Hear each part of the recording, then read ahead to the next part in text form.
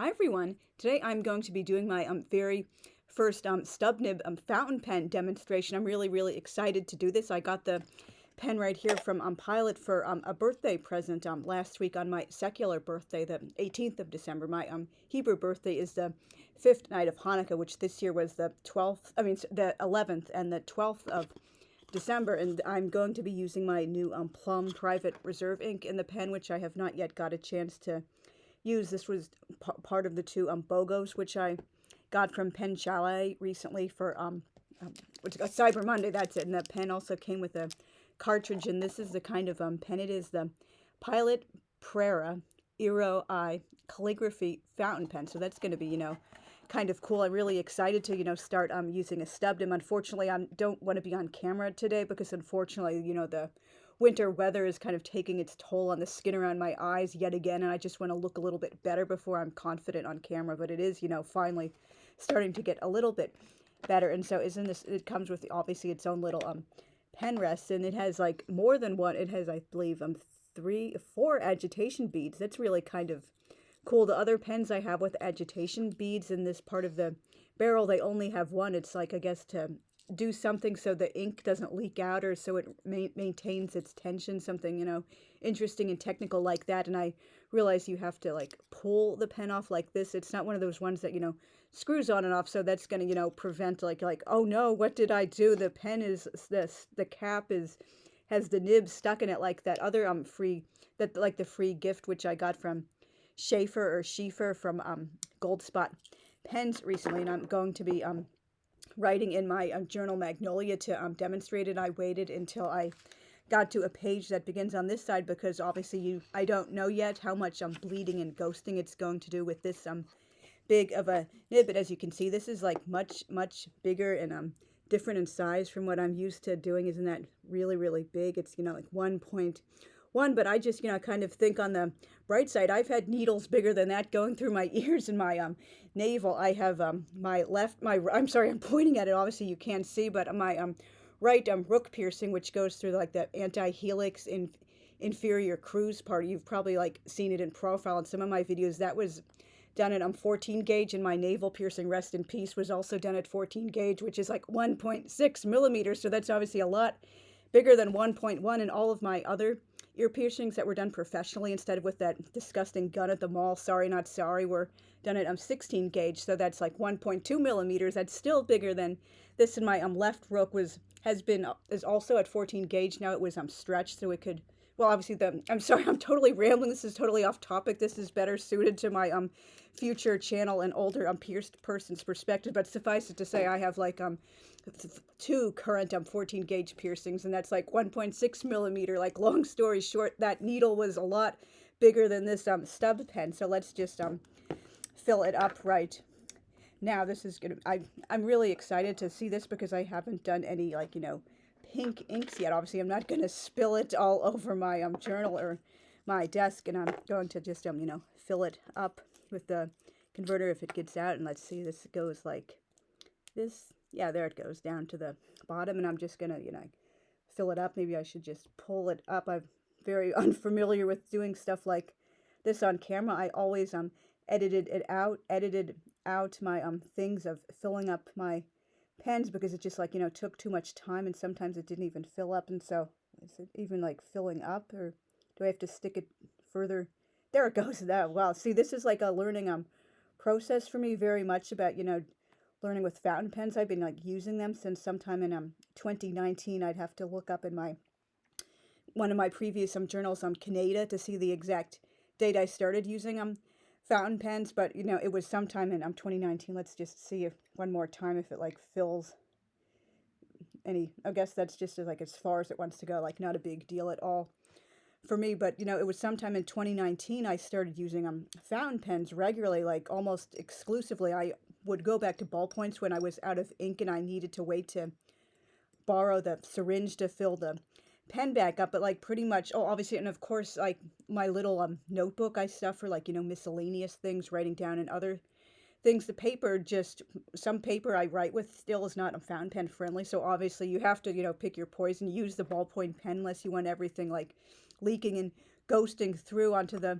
other side and stuff like that, but I have been, it's just I haven't been serious about like using other like fountain pens until like fairly recently. This closing year of 2023 was when I really like started getting into them, as more than just, oh, this is cool, but I'm only going to be using like the one or two like basic Lamy Safaris I have, and just I'm just been learning all sorts of like fun, cool stuff about pens, like the names of the different parts of the pen, and just what goes where, and like fountain pen history and different brands and stub types and all sorts of really cool stuff like that. And it posts like this, and I do apologize to you guys. I genuinely do not have the technology which would enable like doing the overhead video thing. I'm filming with QuickTime on my camera, and even if I were using my phone or my iPad to do a video, which I have done a few times in the past, I have no capability of doing that from overhead filming type like that. And I did try last night, like experimenting with a few angles of placing the computer like next to me and stuff, but it might technically pick it up, but I would have to contort my arm in all sorts of weird ways for like the writing to be visible on the camera. And since this is like a really, really big, thick pen, I'm just going to try using my right hand for now, because obviously I don't want to risk dragging the left hand through lots and lots of ink. Although obviously, of course, if it like goes well, like I do know all the tips and tricks for like left-handed writing without getting the hand wet. So let's just see how it's going to go. Let's see. Okay. Oh, it's not. Yeah, it's definitely different. Wow, that's definitely different than I'm used to. So December 24th, 2023.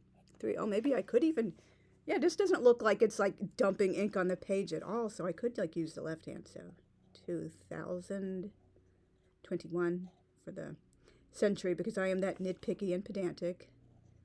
Sunday.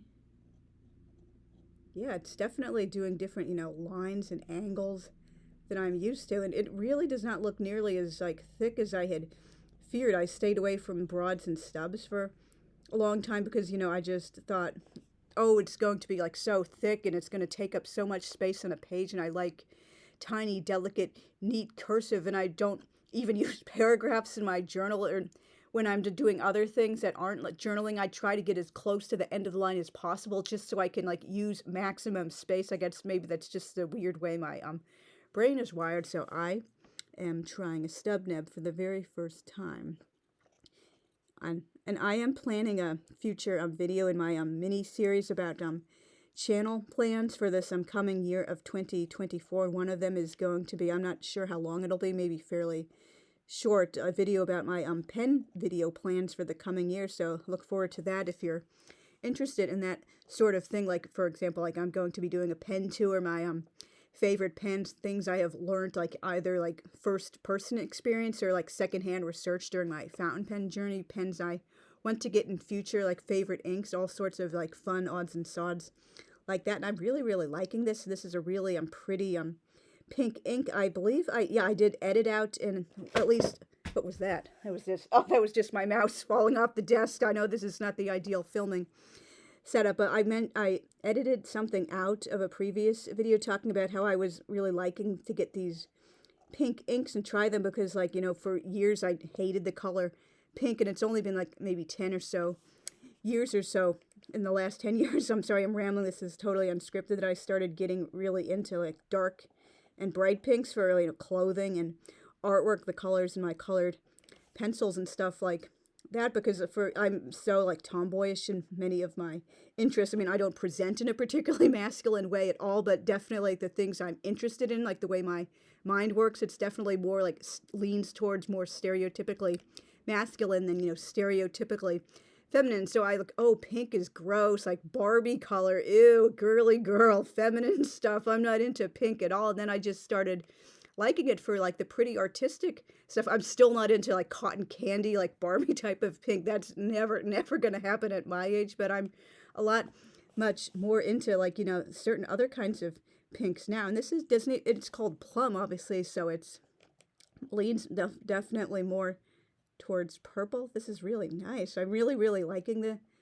And I'm just going to finish out that. Why isn't it writing that? So there it goes for the very first time. I like saying very first instead of first because the working title of one of my books for many, many years was The Very First, so I guess that's just like a little of my Easter eggs, which I do in my writing and stuff like that, for the very first time. Yeah, it's definitely not nearly as difficult or strange as I thought it would be. Wow, I really, really do enjoy this. So let's just cap the pen back up so you guys can see it again. Like, green is my third favorite color. I'm mostly prefer, like, teals and dark turquoises and jewel tones of green, like, emerald and malachite. Yeah, there it goes. I'm sorry, there was just way too much glare from the lamp going on it, and it was getting worse the more I shone the lamp onto the page. So I think that you can get a kind of nice feel for the look of the stub with written with both of my hands this time, not just like the one or the other, and for the nice beautiful color. So if you're interested in like that shade of like purpley pink, it's called like Plum from Private Reserve. I'm really hoping to get some more Private Reserve inks for my collection in this coming year, but obviously that's going to be in my video about like plans for my pen tube content, although my major focus is going to probably remain booktube and authortube. And you can see that, look, it didn't even like ghost at all. Like, there's like you can see a tiny little bit of like ghosting through it, and there was no real bleed through it all, but that's just like a tiny little bit. This is like awesome paper. It's 120 GSM from Peter Pauper Press. I highly recommend them to you guys if you want to check out. I have a fairly previous video from the last like 2 months or whatever called a chatty notebooks tour, and I talk about all my Peter Pauper Press notebooks, which I have. And so thank you guys very much for watching. This is a pretty short video by my standards, and I will see you guys again very soon. Hopefully I will have my face on camera by that time. So thanks again for watching. Bye. Oh, don't forget to leave a comment, tell me what your experience with stub nibs is. So thanks again for watching. Bye.